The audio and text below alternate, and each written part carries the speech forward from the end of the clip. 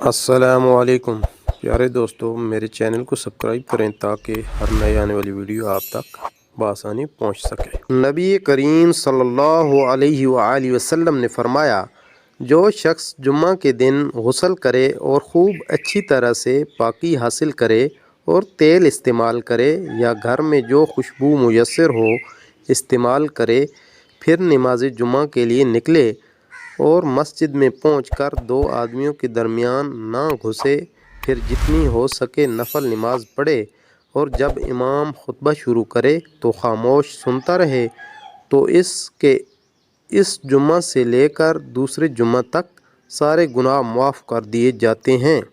صحیح بخاری 883۔ رسول اللہ صلی اللہ علیہ وسلم نے جمعہ کے ذکر میں ایک دفعہ فرمایا کہ اس دن ایک ایسی گھڑی آتی ہے جس میں اگر کوئی مسلمان بندہ کھڑا نماز پڑھ رہا ہو اور کوئی چیز اللہ پاک سے مانگے تو اللہ پاک اسے وہ چیز ضرور دیتا ہے۔ ہاتھ کے اشارے سے آپ نے بتلایا کہ وہ سات بہت تھوڑی سی ہے۔ صحیح بخاری نمبر 935۔